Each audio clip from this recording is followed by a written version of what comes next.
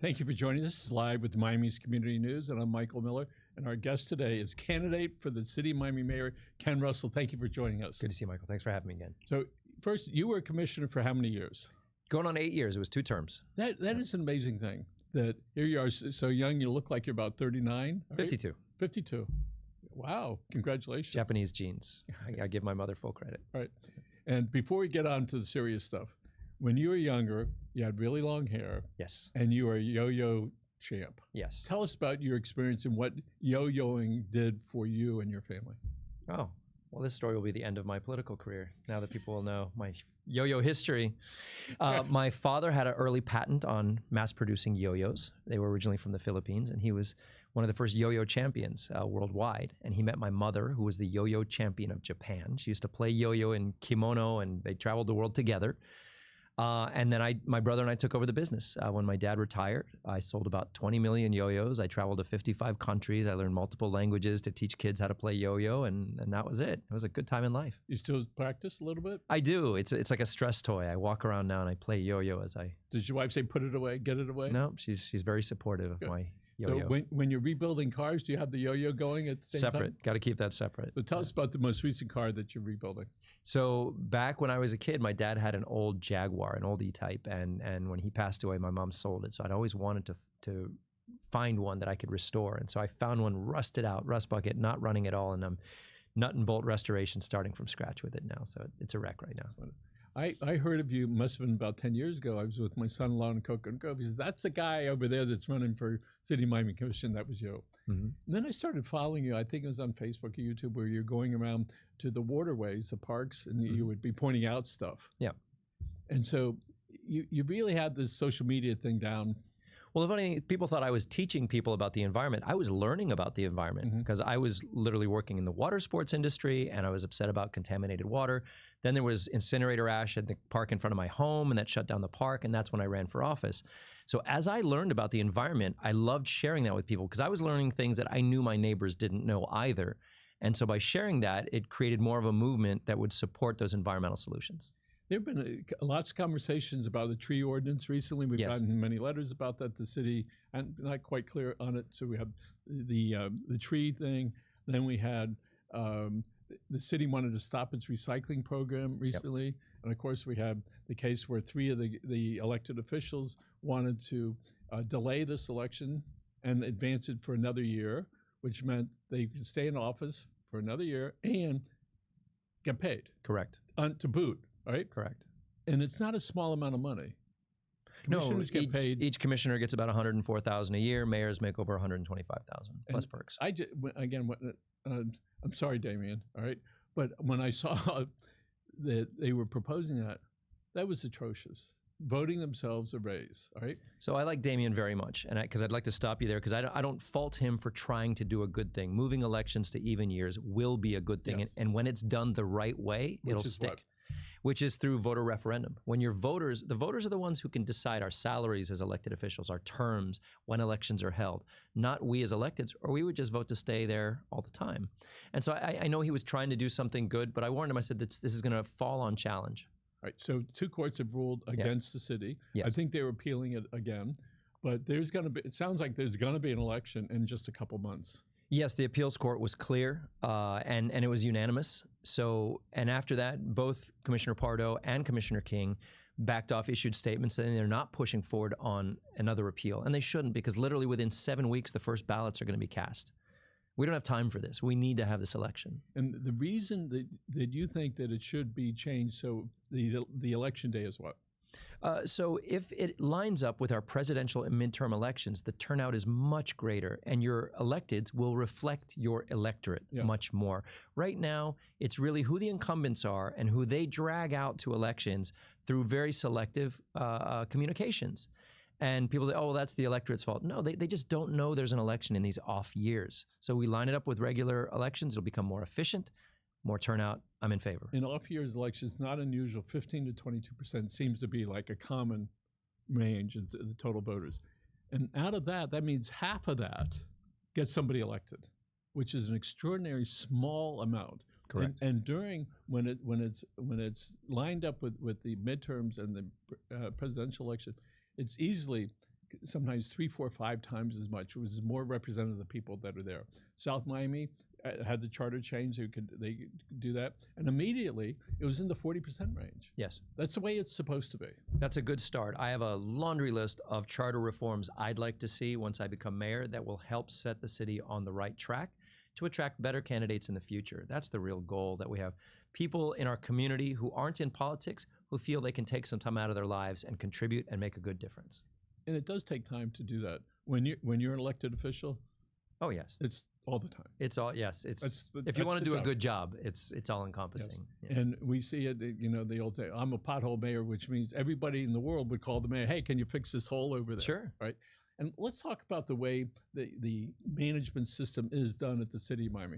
You have an elected mayor, and you have the commissioners, and you have a city manager. Explain the process. Yes, this is what we call a hybrid weak mayor system. And cities with strong mayors are where the mayor is the administrator of the city. They direct the staff, and they carry out the actual effectuation of what the commissioners want them to do. But in our case, there's a mistaken notion that the mayor is ceremonial and doesn't have a lot of responsibility. I'm going to change that, because the mayor has a tremendous amount of soft power and influence for good that they can do. One, our charter says that the mayor is the presiding officer of the commission, meaning they're supposed to be the chairman of the commission, sit there every meeting, hold the gavel for 8 hours, and conduct those meetings. We've never had a mayor do that ever. And that's the first step of leading our city, is leading that commission. When we think who's on the city, you always say, call the mayor. I don't know who it is, but call the mayor, and thinking that that's the way that it should be done. But if somebody has a question to ask of the city, what's a good place for them to start? Well, your mayor is always a good place, because they can be an advocate for you. They can always pick up the phone and call the manager and help advocate for things that need to be done. Your local commissioner is your primary advocate, because he has the smallest constituency to take care of with those sorts of services. But if you know the department that you need help from, that's the most direct way. The manager, the city manager, or the department you need help from can actually solve what you need. So people understand you have the mayor, which is theoretically the citywide connection, but then there's how many districts in the city of Miami? So this is another thing that needs to change. Miami's the largest city in the country with only 5 commissioners. That's nearly 100,000 residents per commissioner, which is practically like a congressional district, but you're supposed to be dealing with local constituent services and balancing a $3 billion budget. So this is way too much power for too few people, and it allows a bully to come in there and really manipulate the entire dais through intimidation. Whereas if you had a larger body, 7, 9, 11, whatever's appropriate for a city our size, you dilute the power of each vote, and it becomes a little more democratic. And you have smaller districts, like Coconut Grove could have its own commissioner. 25 years ago, maybe farther back than that, the Dade County Commission grew. The school board grew. That was Steve Cody represented. I'm not sure he represented, but he won that lawsuit. The school board at that point said, all right, what do we need to do? Is there a legal case for making it more commissioners in the city of Miami? So there's a legal process that's very easy through voter referendum, and it would just amend our charter. It'd be easy. I don't think we need to change to strong mayor system and some of these other charter changes. I like our system. I think it can function well if good people are in office. But of course, the President of the United States can always come in and commandeer our police force at any time, apparently. So I think I heard something about it in Washington, D.C. the other day. Happening right now. Happening right now. But it couldn't happen here. It technically could not happen here because D.C. is it's a product of the federal government, right? It's our capital. It doesn't have a state overseeing. We have a state. We have a local home rule charter under the state. So technically, the governor could come in and do what Trump is doing in D.C., but the president could not. Let's talk about recycling. It seems like 6 months ago or a year ago, I was reading in the Miami Herald, City of Miami is considering getting rid of the recycling program. Why was that even suggested, and what's going on with it? It's just giving up. Recycling is complicated, but if you hire the right vendors, the right people that specialize in this, it can be profitable for them and positive for the environment. And cities don't have to lose money. It used to be a profit center because people would sell their recyclables to China. They'd ship it all the way to China, which isn't very environmental either, if you think of the footprint of that. So dealing with our recycling locally and then creating a composting program means we would no longer even need a garbage incinerator. Imagine that we're still burning garbage like from the 50s, 60s, and 70s. That's what we're still doing in Miami-Dade County. If if I have my way as mayor, day one resolution, the city of Miami will no longer send any of our garbage to an incinerator, and we will create a robust composting and recycling program. As I mentioned before, my wife and I went out and got a composter for the house. Very quiet. You can buy it on all different ranges. It's about 3 feet tall, about this wide. Flip the top open, you put all the food in there, and in 24 hours, it essentially is turned to dirt. It's just incredible, and how quiet it does not smell at all. I don't know the process, whatever it's doing, burning it, dehydrating it. And so I wonder if there's a place for that, and in what extent. And when we look at Miami-Dade County lost its waste to energy plant in 2023, and it was kicked around for a couple of years. Now there's 6 cities for sure that it can't get into. So the county is now considering other locations for this waste to energy, and I know you're an opponent of that. What do you think is going to happen with that? Well, it looks like the will is there to continue burning trash politically, but there's no will to put it anywhere. So they're trying to have their cake and eat it too. They're trying to keep the incinerator companies who fund their campaigns happy and keep promising to build an incinerator, but they know their constituents don't want it. And there's no environmental group you'll find in the country that wants us to burn garbage. It creates CO2 in an unmitigated way that adds to climate change, and it's bad. So right now the county's taking whatever trash doesn't go to Mount Trashmore. Forgive me, I don't know the other name. And we're paying a company $500 million a year to take our trash and bury it into the ground, all of it. Up there. Also a bad solution. Yeah, I think it is atrocious what we're doing. And the older I get, I'm going, that's terrible. Right. So the false choice is that we have this binary burn it or bury it argument, and both are bad for the environment and all sorts of things. But there's a third solution, and I've studied different cities around the country that are already doing this, where they divert all the recyclables, all the organics out, and then we always have a landfill. There's always, even if you burn trash, the ash goes in a landfill. So what goes to the landfill, if you divert everything, is a cleaner, smaller landfill that doesn't have the organics breaking down and even the smells or the methane. And then you have a separate composting facility, what you do at home, but on an industrial scale, that really provides rich nutrient earth for all sorts of things, but also gets rid of organics without harming the environment. Well, I hope that next year, the next fiscal year, the Miami-Dade County, not City Miami-Dade County, puts some money into public relations and marketing so people will start thinking about recycling properly, because we know, depending on what trigger you want to believe, 30 to 70% of the stuff that you put in the blue can does not get recycled. Right, because it's a term I've heard, it's contaminated. It's a lack of education of the consumer who provides that recycling, and they mix, they contaminate, as you said. And the county has, you can put a pizza box in as long as it's just lightly soiled. I'm thinking, why don't you just say no pizza box? They've switched to that at this point, because they realize people are testing grease content. It's not going to happen. So listen, if there's not a lot of grease in it, people don't want to eat it. Okay, let's talk about the septic tanks, the worst ones in the city of Miami. All right, I think a lot of them are in the city of Miami. What are we going to do to try to fix that? So interestingly, in the city of Miami, the septic tanks that remain that are at risk at water level, it's under 200 septic tanks altogether. We do want to get away from septic and go on to sewer, and this is a county issue of the way the infrastructure works, but the city can help because it's our residents and our constituents' properties who aren't hooked up to that sewer.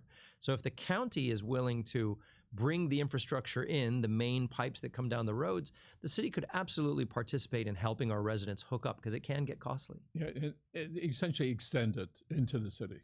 Yes, and on major arteries, it already is, but there's a lot of neighborhoods who aren't hooked up yet. Okay, so here we are. The election is, let's see, pretty soon. Nobody knows. It's November 4th, actually, and absentee ballots go out about a month before that. So first week of October, people will already be voting on this race. Which is around the corner. Yeah. So my suggestion to people, if you do it by absentee ballot, the day you get it, fill it out and send it off, all right? And if people are like paranoid somebody's going to steal it, they can take it over to where would they take that? Well, also, if you haven't received your absentee ballot by the first week of October, it may not be coming, because you'll remember the state has started purging the rolls every year, and you need to re-register, and people can get missed, and there's all sorts of problems with the mail. So whether you didn't get your ballot or you want to vote in person anyway, you can take your ballot with you to your local polling place, whether it's early voting or on the day. And there's a way, if you mail it in and you keep copy of it, you can keep track of whether it was received. Absolutely. So if somebody calls and it's not been received and they go, it's been 2 weeks, what can they do? You check on it. So you can Google the Division of Elections or the Department of Elections at your local county clerk's office, and they will take care of, they have a full, you put in your address, your birthday, they'll find you and they find the status of your ballot. So let's say it got lost, all right? And the people say, no, I mailed it, but it's gone. Yeah. They could then still go and vote. Yes, absolutely. As long as as long as there's not one that's here. Yes, because they'll have on record that your vote hasn't been received. Okay. So we have, let's talk about cleaning Biscayne Bay, keeping it clean. Mm-hmm. What can the city do? So I passed an ordinance when I was in office called the Environmental Crimes Ordinance. It was the first of its kind in the state because normally when construction sites silt out into the bay, you see those big plumes of cloudy water going out. They're ruining corals and seagrasses. So I created an ordinance that criminalized that and would actually shut down construction sites until they sorted it out and fixed it. Before it was just a $200 a day fine. Nobody's stopping $1 billion project for that. But that has actually changed their behavior because time is money. And this was done in conjunction with the building industry. They want to be good partners. They want a healthy bay as well. And it's really, you don't see those silt plumes anymore like you did 2-3 years ago. When COVID was here, we took a look at the bay. It was really close. It was blue, and they compared it before, during, and then after. Yeah. And it was sort of like the sky was like beautiful, like off the islands. And then all of a sudden we are using the water like we use the air, like we use the street. And so there's certain things that happen when we use the water for boats, et cetera. What is it that somebody can do if they live by the water so they can try to keep it a little bit cleaner? So surprisingly, the majority is not coming from boats. The majority of the pollution in that water is coming from runoff in our streets. And so what wasn't happening during COVID was cars in our streets with all the grease and oil and everything that settles on the asphalt. And then the first time it rains, all those drains go to the bay. And so that's why we saw such clean water in the bay. But because there were less people driving. Yes. If you live near the water, I actually passed an ordinance on this that everyone should know about. It's a fertilizer ban during certain rainy months. That high rainy hurricane and summer season, you're not supposed to put fertilizer on your lawn, and you're never supposed to put it within 15 feet of the bay because that does just flow right off into the bay. And those fertilizers are nutrients, those herbicides are killers. None of that's good for our waterways. Let's talk about the police force, the protection that people want, satisfaction of the people, and what the mayor can do to improve that. Yeah, I've always been in favor of a healthy, strong police force that does its job. And we have that. I'm very proud of the City of Miami Police Force. They've come a long way from when they were under a Department of Justice consent decree. How long was that? For bad behavior. And that was, the sunset of that was right as I was coming into office, and I helped create a task force that got them out from under that consent decree by changing their habits of how they police within the community. And I'm very proud of them and the way they act. There's no federal body that could say that we're some city that's run down and crime-ridden. Our crime rate is actually lower than it's been in the past. Things still happen, and we can always improve. But the fact that our police is proactive and cares about our community is something that we can be proud of. When you think about the job and the life that a lot of policemen have, which is you like the police if they're going to help you, and if they're going to give you a ticket, you got a problem. Versus the firemen, everybody loves the firemen, right? It's like you're not, they're going to save you. They have calendars, the whole thing. Yeah. And so what is it, when you think about the stress that the policemen are under, and so often we think because they're big and burly and they're macho and they sit around and if you were going to paint them and say big testosterone muscle guys, but the reality is when you're a policeman and every second or third car has got a weapon in it, right? That certainly has to play havoc until you straighten your head out. What services are available to help keep the policeman centered? So they do have all sorts of health and mental services within the departments that help officers deal with stress, and it is a stressful job. It's one of those thankless jobs, right? You definitely can see a tough time in there. But one of the things that I did to help support police was actually make sure that we held any officers that were not acting as they should accountable, because good officers really don't want bad officers in the force. And it happens just like in any job. You have folks who are great at their job, and you have folks that are not so great at their job. And so we created an accountability process back when I was in office. That's now been undone and removed, but it really helped foster a healthy place where good cops were appreciated for good work. And it didn't make him feel like they were getting lumped in with any bad apples or being painted with a broad brush. Is it possible to save what's left of the West Grove? And what does that look like? Thank you for bringing that up. Little Bahamas of Coconut Grove, a resolution which I passed to rename it, was very purposefully done to show everyone that it is very worthy of saving from a cultural preservation perspective and a community perspective of actual people that live there. It's one of the very first massive accumulation of Black-owned homes in the state of Florida, because back in the 1800s, when the labor force was there, they would often get paid in land versus money. And so you've got generational family wealth of home ownership there that's getting pushed and squeezed out through displacement and gentrification.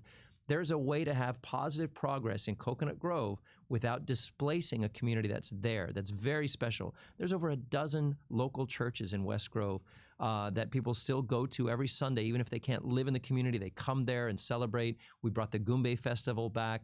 We've saved the last remaining shotgun homes that show the Bahamian culture. It's so worth investing in and saving. So I have a family member that owns a house near the Playhouse. Mm-hmm. So I'm there all the time, and then you see these very, very nice recent homes, and next to it is this old Bahamian home.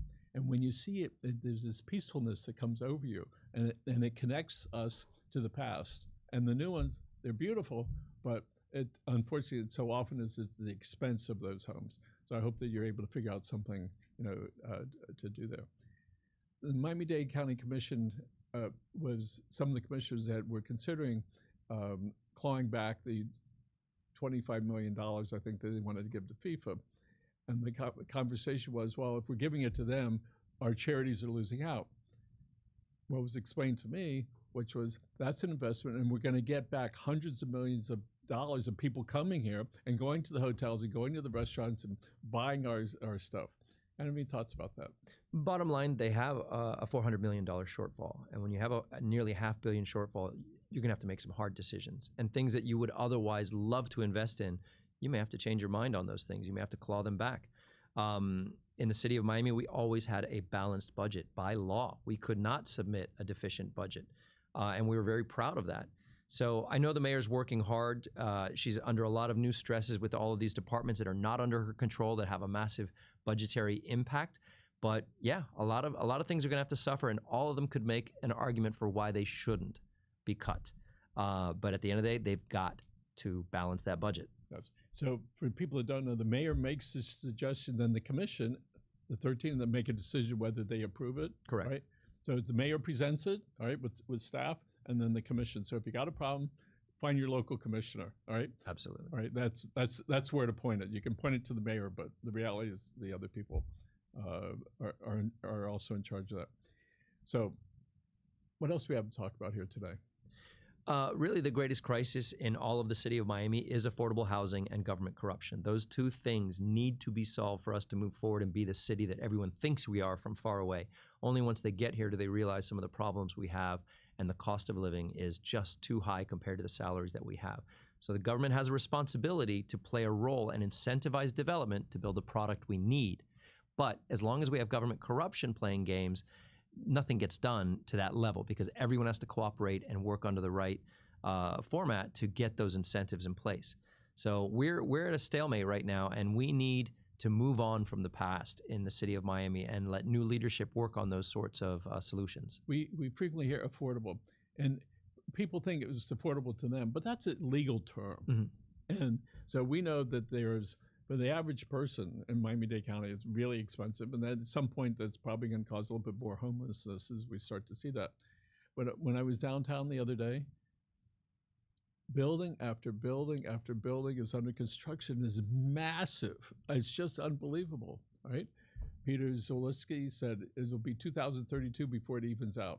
Any thoughts about that? So the big question is, how many of those new buildings are going to service the community that lives here now that is trying to afford to stay here? Or is it all for the market rate luxury that's on its way in from markets that are more affluent than even here? And if we're not balancing that, because that increases our overall tax base, good thing, but if we're not using that tax base to serve our residents that are here, bad thing. So, like I say, you can create new policies that ensure that the new towers that are coming up are creating the product that we need for our community, in addition to the regular market rate. We're not trying to stop market rate growth. We're just trying to make sure, and this is the government's responsibility, that someone doesn't have to commute 2 hours to work in the city of Miami, that they can afford to live within a normal radius. I'm glad you brought that up. Let's talk about traffic and mobility. What if you live downtown and you're moving there? Yeah. There's a reason you are there. You're not going to be working out in the suburbs, I don't think.